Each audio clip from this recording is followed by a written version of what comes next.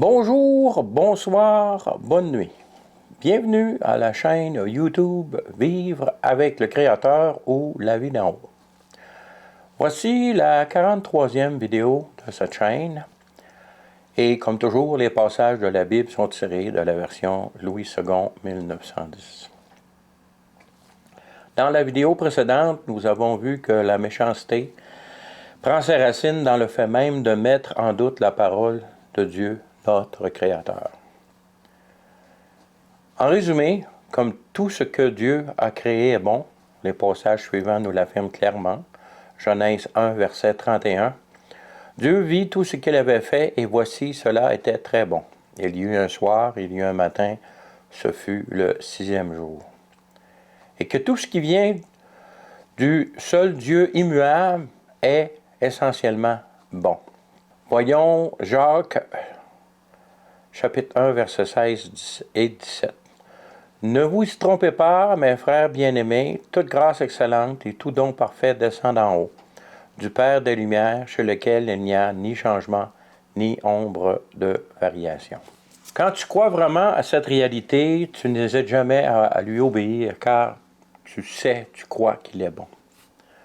C'est quand tu mets en doute sa parole ou sa bonté, que tu es alors tenté d'agir contre sa volonté.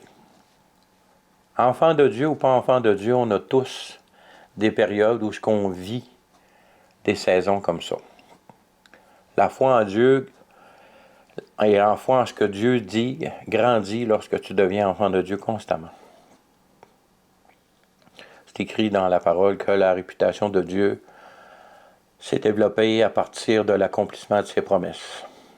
Donc, ne nous creusons pas la tête si notre foi n'est pas parfaite, pourvu qu'elle grandisse. Malheureusement, pour nous, tout ce qui sort de sa volonté finit toujours par développer un résultat s'apparentant à la méchanceté. Même si ce n'est pas notre but initialement, lorsqu'on désobéit à Dieu, on sort de l'amour divin et il finit par y avoir de la méchanceté dans nos actions. Comme nous l'avons aussi vu, toute créature qui multiplie suffisamment les actes méchants risque de devenir elle-même méchante. Vous connaissez le proverbe, c'est en forgeant qu'on devient forgeron. Ouais. C'est en agissant méchamment qu'on devient méchant.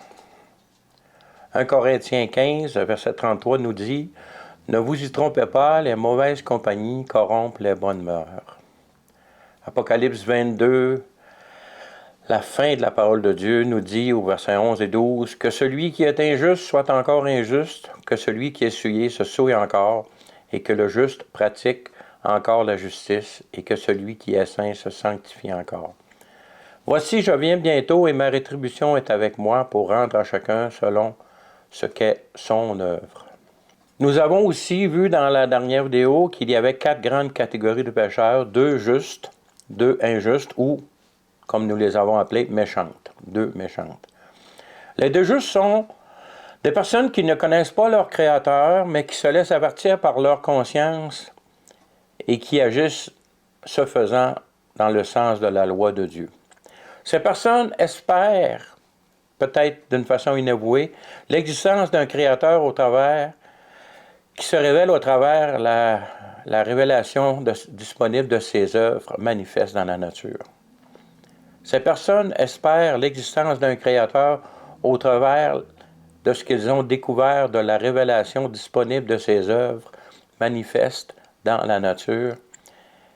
Et lorsque ces personnes sont informées correctement de l'Évangile, elles ont tendance à y adhérer plus naturellement.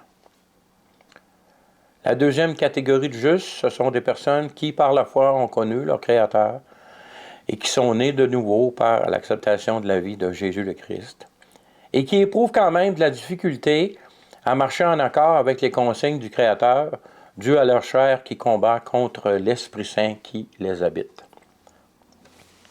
Il y a les deux catégories d'injustes.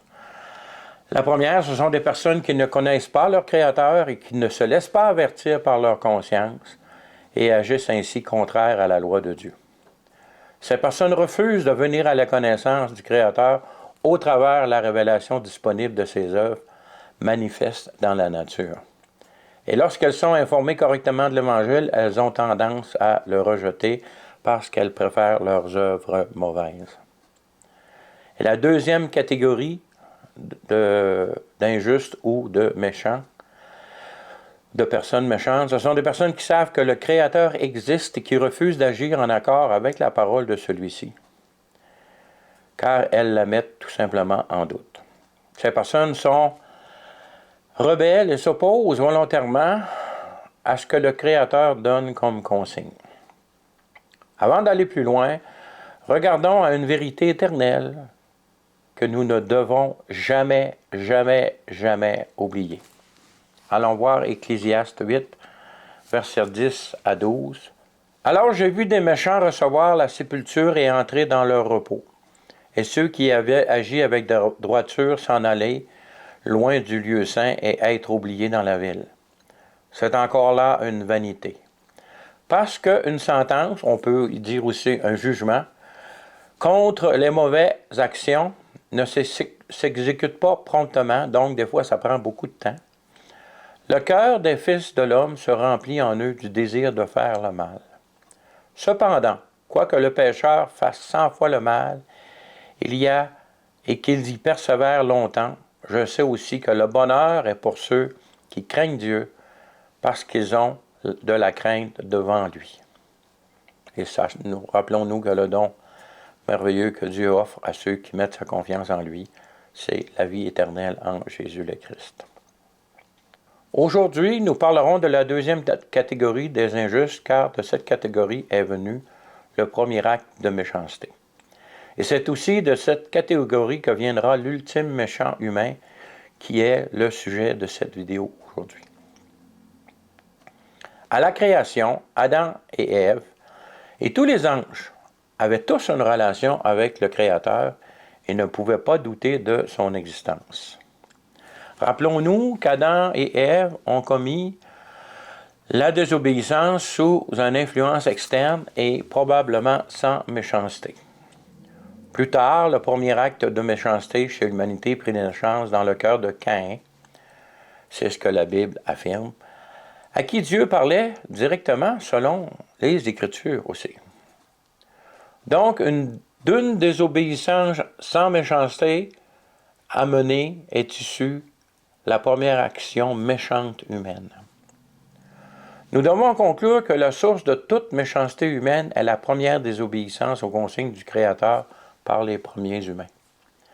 Comme cette désobéissance fut commise sous influence extérieure, la source initiale de la méchanceté humaine est donc venue de l'extérieur de l'humanité.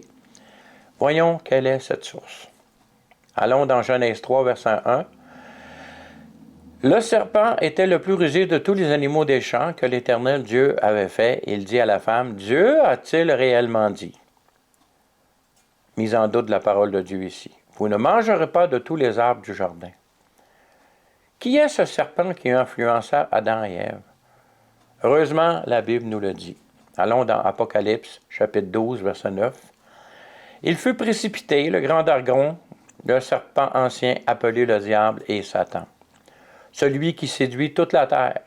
Il fut précipité sur la terre et ses anges furent précipités avec lui. » Nous voyons aussi dans Apocalypse 20, verset 2, « Il saisit le dragon, le serpent ancien, qui est le diable et Satan, et il le lia pour 1000 ans. » L'ultime méchant humain le sera par la puissance venant de la même source, telle que nous le dit 2 Thessaloniciens, chapitre 2, au verset 8. « Et alors paraîtra l'impie que le Seigneur Jésus détruira par le souffle de sa bouche et qu'il anéantira par l'éclat de son avènement. L'apparition de cet impie se fera par la puissance de Satan, avec toutes sortes de miracles, de signes et de prodiges mensongers, et avec toutes les séductions de l'iniquité pour ceux qui périssent parce qu'ils n'ont pas reçu l'amour de la vérité pour être sauvés. » Souvenez-vous qu'on a discuté déjà de ce verset-là, puis on a dit, s'ils n'ont pas reçu, c'est pas parce qu'elle ne leur a pas été offerte. La vérité leur a été offerte, mais ils ne l'ont pas reçue. Ils n'avaient pas l'amour pour le recevoir. Ils préféraient leurs œuvres mauvaises. Le verset 11 de 2 Thessaloniciens 2 continue. Aussi Dieu leur envoie une puissance d'égarement pour qu'ils croient au mensonge, afin que tous ceux qui n'ont pas cru à la vérité, mais qui ont pris plaisir à l'injustice, soient condamnés. Notez au verset 11 ici que Dieu envoie une puissance d'égarement pour qu'ils croient au mensonge à tous ceux qui ont refusé de croire en la vérité. Comme nous l'avons vu dans la vidéo sur la volonté, pour que cet ultime méchant humain soit utilisé par le diable, il doit lui-même le vouloir. Il ne doit pas croire en la vérité de la parole du Créateur, et il doit donc aussi avoir sa propre volonté qui est en opposition à celle du Créateur. Si comme nous l'affirmons, que même de notre bonne volonté naît des actes méchants, lorsque cette bonne volonté est opposée à celle du Créateur, nous pouvons nous poser la question si cet ultime méchant humain a toujours eu conscience qu'il allait faire des actes de méchanceté en mettant son plan à lui en action. Pour ce faire, étudions la vie de l'apôtre Judas. Je dis bien l'apôtre Judas. Son histoire montre clairement que la méchanceté humaine prend naissance dans le cœur humain, même si des fois c'est sous influence extérieure, reste que la méchanceté prend naissance dans le cœur humain. Même si les circonstances extérieures sont favorables et encouragent à obéir à la volonté de Dieu, quel meilleur environnement peut-on avoir pour être encouragé à faire la volonté si ce n'est que d'être avec Jésus-Christ sur terre lorsqu'il vit pendant son ministère? Allons à Matthieu 10, au verset 1, jusqu'au verset 4. Puis, ayant appelé ses 12 disciples, il leur donna le pouvoir de chasser les esprits impurs, de guérir toute maladie et toute infirmité. Voici le nom des 12 apôtres. Le premier, Simon appelé Pierre, André, son frère Jacques, fils de Zébédée, et Jean, son frère, Philippe et Barthélemy, Thomas et Matthieu, le publicain, Jacques, fils d'Alphée, et Thaddée, Simon le Cananite, et Judas Iscariote, celui qui livra Jésus. Donc, il est vraiment ici dans la liste des 12 apôtres tels que choisis par Jésus le Christ. Allons à Luc 9, versets 1 à 10, 1, 2, 6 et 10. Donc, allons à Luc 9, versets 1, 2, 6 et 10. Verset 1. Jésus, ayant appelé les 12, leur donna force et pouvoir sur tous les démons, avec la puissance de guérir les maladies. 2. Il les envoya prêcher le royaume de Dieu et guérir les malades. Verset 6. Ils partirent et ils allèrent de village en village, annonçant la bonne nouvelle et opérant partout des guérisons. Verset 10. Les apôtres, étant de retour, racontèrent à Jésus tout ce qu'il avait fait. Il les prit avec lui et se retira à l'écart du côté d'une ville appelée Bethsaïda. On voit ici dans ces textes que Judas a réellement participé aux œuvres merveilleuses que Jésus a confiées à ses apôtres.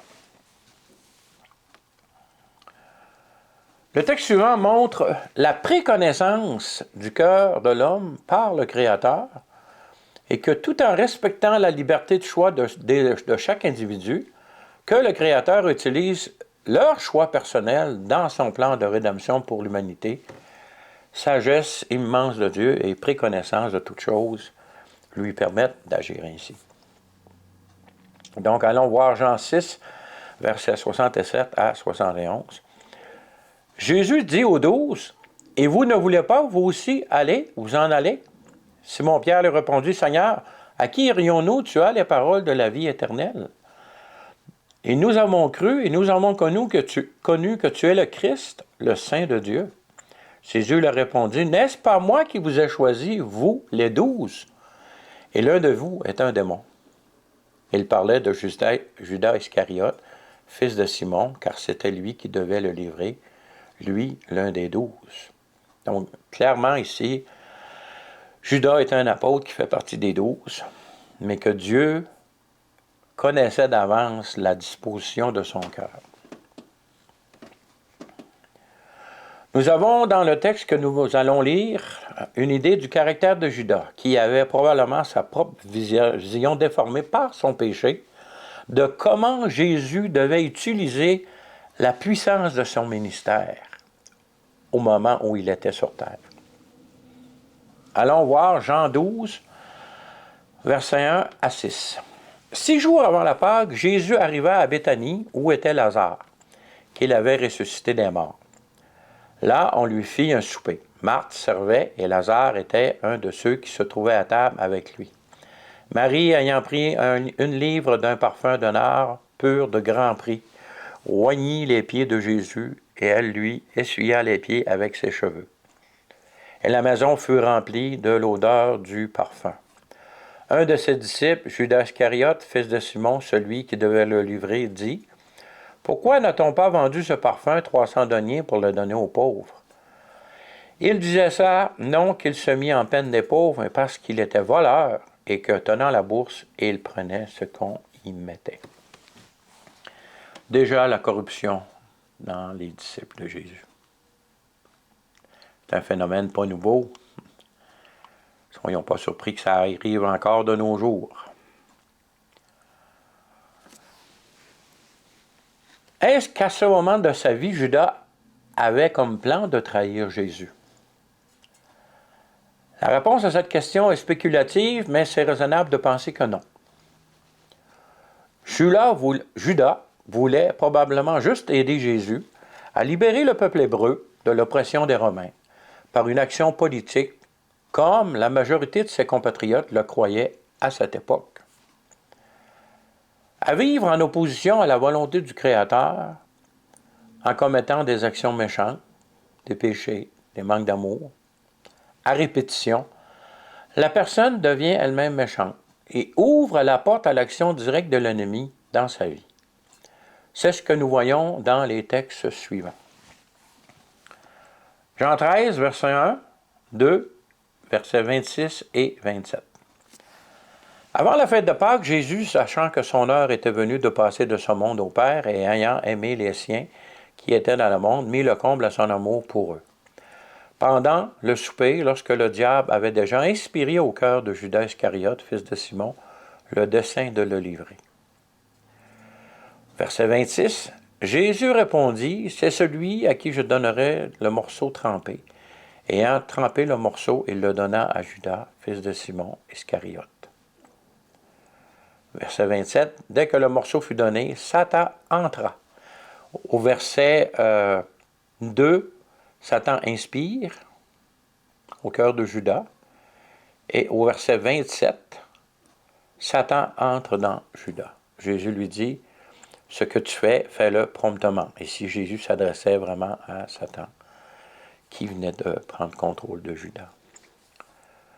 Nous avons ici une des façons de l'accomplissement de l'avertissement du verset 28 de Romains 1 qui mentionne, Romains 1, 28, « Comme ils ne sont pas souciés de connaître Dieu, Dieu les a livrés à leur sens réprouvé pour commettre des choses indignes. » Faisons attention de vivre dans la désobéissance constante aux consignes de notre Créateur, même lorsqu'on est enfant de Dieu. Parce qu'il y a ce danger où ça vienne à un point que, à force d'attrister l'Esprit Saint qui habite en nous, Dieu nous livre à nos sens réprouvés. Souvenons-nous que pour comprendre et connaître la parole de Dieu correctement, nous avons besoin de l'Esprit Saint, l'Esprit de Dieu, qui nous a été acquis par le sacrifice de Jésus sur la croix. Mais si on passe notre temps à l'attrister en comptant des mensonges ou en enseignant des choses fausses ou en faisant dire des fausses vérités de la parole de Dieu, ben on attriste l'Esprit Saint qui est en nous et le risque d'être livré à notre sens réprouvé est là. C'est une correction que Dieu donne à ses enfants. Ma prière, c'est qu'aucune des personnes qui écoutent cette vidéo ne vive cette situation dans sa vie. Les textes suivants racontent la trahison de Jésus par Judas et comment il termine sa vie, suite au résultat méchant de son action, résultat auquel il n'avait pas pensé et qu'il n'avait même pas envisagé, je crois. Il était sûr que Jésus allait se lever et que politiquement, il aurait amené une rébellion et la libération des Hébreux sous le joug des Romains. Voyons Luc 22, versets 1 à 5. La fête des pains sans levain, appelée la Pâque, approchait. Les principaux sacrificateurs et les scribes cherchaient le moyen de faire mourir Jésus, car ils craignaient le peuple. Or, Satan entra de Judas, on l'a vu, surnommé Iscariote, qui était du nombre des 12, et Judas alla s'entendre avec les principaux sacrificateurs et les chefs des gardes sur la manière de leur livrer. Ils furent dans la joie et ils convinrent de lui donner de l'argent. Toujours Luc 22, allons au verset 45 à 48. Après avoir prié, il se leva et il vint vers ses disciples, les disciples qu'il trouva endormis de tristesse. On voit ici, c'est après que Jésus a prié intensément, que cette coupe s'éloigne de lui, mais que finalement, il a abandonné sa volonté à la volonté de son Père. Verset 46, « Et il leur dit, « Pourquoi dormez-vous? Levez-vous et priez afin que vous ne tombiez pas en tentation. » Cette consigne est toujours bonne pour nous aujourd'hui. Verset 47, « Comme il parlait encore, voici une foule arriva et celui qui s'appelait Judas, l'un des 12, marchait devant elle. Il s'approcha de Jésus pour le baiser. Et Jésus lui dit, « Judas, c'est par un baiser que tu livres les fils de l'homme. » Dans notre étude sur Matthieu 24, nous avons vu que Jésus nous avertissait contre les faux Christ. Ce n'est pas nécessairement quelqu'un qui va arriver, qui va dire « Je suis le Christ ». Mais c'est quelqu'un qui va enseigner un faux Christ. Bien souvent, ça va paraître sous la direction de l'amour. Ici, un baiser, c'est un acte d'amour. Mais ce baiser a servi à livrer Jésus. Alors bien souvent, ces faux Christ, ces faux Messie, enseignent un faux Jésus, puis ils l'enseignent toujours sous le couvert de l'amour. La parole de Dieu ne change pas. La parole de Dieu écrite est là pour nous éclairer. Jésus a averti de faire attention de ne pas être séduit, de faire attention au faux Christ, au faux Messie. Faisons attention, la parole de Dieu, la parole est unique, la parole écrite est là pour nous garder, nous protéger et nous garder dans les limites de la vérité de la parole de Dieu, du Dieu vivant. Matthieu 27, versets 1 à 5 nous dit, « Dès que le matin fut venu, tous les principaux sacrificateurs et les anciens du peuple tinrent conseil contre Jésus pour le faire mourir. Après l'avoir lié, ils l'amenèrent et le livrèrent à Ponce Pilate, le gouverneur. Alors Judas, qui l'avait livré, voyant qu'il était condamné, se repentit et rapporta les 30 pièces d'argent aux principaux sacrificateurs et aux anciens, en disant, « J'ai péché en livrant le sang innocent. » Ils répondirent, « Que nous importe? Cela te regarde. » Judas jeta les pièces d'argent dans le temple, se retira et alla se pendre. Dans la vidéo sur la volonté, nous avons vu que l'abus de substances altérant notre comportement ou que la pratique régulière d'actions méchantes, de péché ou de manque d'amour peut contribuer à diminuer notre contrôle sur notre propre volonté au point de nous faire des actions que l'on regrette par la suite. C'est ici le cas pour Judas. Son problème ici est qu'il ne croit pas vraiment aux paroles de Jésus et que son repentir était seulement le regret de voir son plan politique devenir impossible par la condamnation de Jésus. Comment puis-je affirmer ça, me direz-vous? C'est le verset 5 qui nous le prouve par la réaction sans appel de Judas qui alla se pendre. Si Judas avait cru aux paroles suivantes de Jésus que nous allons regarder bientôt, il aurait été capable d'avoir une vraie repentance et il aurait obtenu le pardon de son péché. Allons à Matthieu 12, versets 31 et 32. C'est pourquoi je vous le dis, tout péché et tout blasphème sera pardonné aux hommes, mais le blasphème contre l'Esprit ne sera point pardonné. Quiconque parlera contre le Fils de l'homme, qui est Jésus ici, il lui sera pardonné, mais quiconque parlera contre le Saint-Esprit, il ne lui sera pas pardonné, ni dans ce siècle, ni dans le siècle à venir. Qu'est-ce que le blasphème contre le Saint-Esprit. Dieu, le Saint-Esprit, est celui qui témoigne au cœur des hommes que Jésus est le Christ, le Fils unique du seul Dieu vivant, et que les paroles de ce Jésus qui est Dieu, qui est homme, sont celles du Dieu créateur, et que de ne pas croire ce témoignage de l'Esprit Saint, c'est de faire Dieu menteur. Que pouvons-nous conclure de ce que nous venons voir? Premièrement, tout péché ou manque d'amour prend sa source dans la mise en doute de la parole du Créateur. Deuxièmement, la mise en doute de la parole du Créateur mène à la désobéissance à ses consignes données par le Créateur, et qu'à chaque fois que cela se produit, il y a génération de méchanceté. Troisièmement, une personne qui pratique la désobéissance constante aux consignes du Créateur risque de devenir elle-même méchante, et si elle ne se repent jamais de cette façon de vivre, elle peut même arriver le quatrièmement, c'est que les personnes qui sont méchantes, elles le sont devenues par l'usage de leur volonté à l'encontre de la volonté de le Créateur, qui lui est toujours bon dans ses actions et ses demandes. Cinquièmement, les personnes méchantes finissent par ne plus croire au témoignage de l'Esprit Saint dans leur cœur, qui est ce que nous, comme nous venons le voir, le péché impardonnable, et qu'elles s'opposent à l'action directe, et qu'elles s'exposent, à l'action directe de l'ennemi de leur âme. Sixièmement, la seule façon de sortir de ce cheminement destructeur est de se repentir et de croire aux paroles de Jésus le Christ, le Fils unique du seul Dieu vivant, et de le reconnaître comme leur Sauveur et Seigneur.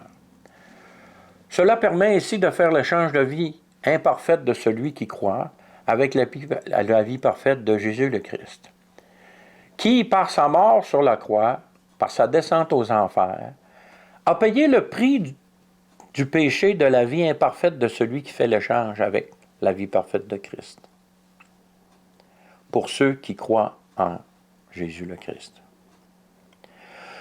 Le sacrifice que Jésus a fait sur la croix en descendant aux enfers a été agréé par le Père, ce qui a été confirmé par la résurrection de Jésus le troisième jour.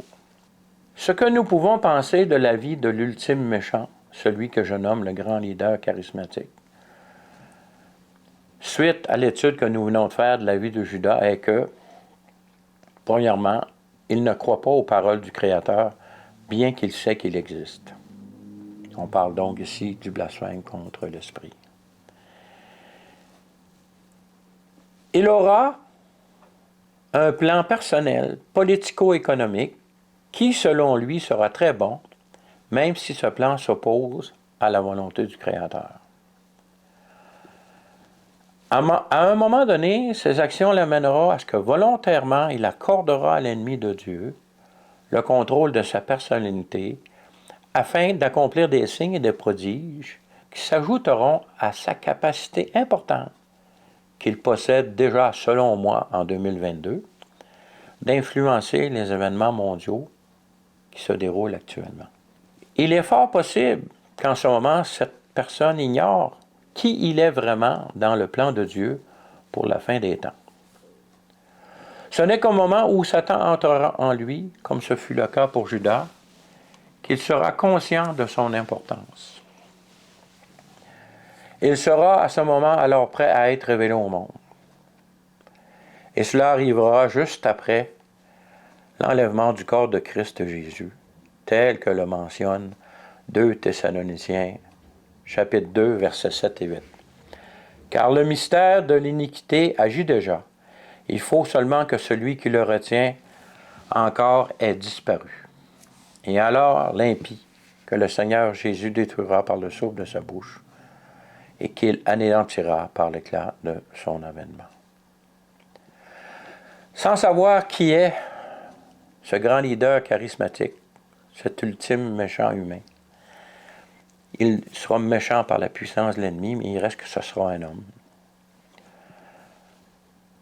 Nous pouvons croire que, vu les circonstances actuelles socio-économique de la planète, au niveau des guerres, de toutes choses. Et à la suite des avertissements donnés dans la parole de Dieu par Jésus lui-même, par le livre de l'Apocalypse, par Matthieu 24, que cet homme existe en ce moment, qu'il a un certain contrôle politique, économique, mais que, sans savoir qui il est dans le plan de Dieu, il va être prêt lorsque ce sera le moment. Ma prière est que chacun de vous qui écoutez cette vidéo, que vous preniez la décision aujourd'hui de vous repentir de vos péchés, de vos manques d'amour, et de faire l'échange de cette vie incomplète, imparfaite, dont Jésus a payé le prix des péchés par son sacrifice, sa descente aux enfers, son sacrifice sur la croix, sa descente aux enfers, et confirmé comme approuvé par le Père, par sa résurrection. Que vous fassiez cette démarche, afin que vous puissiez participer à l'enlèvement du corps du Christ Jésus, qui déclenchera alors la révélation. Lorsque ce corps sera enlevé sur terre, ça déclenchera la révélation de ce grand leader charismatique, cet ultime méchant, que Jésus détruira par son avènement et par les paroles de sa bouche. Là-dessus, je vous dis, soyez bénis, à la prochaine, si Dieu le veut.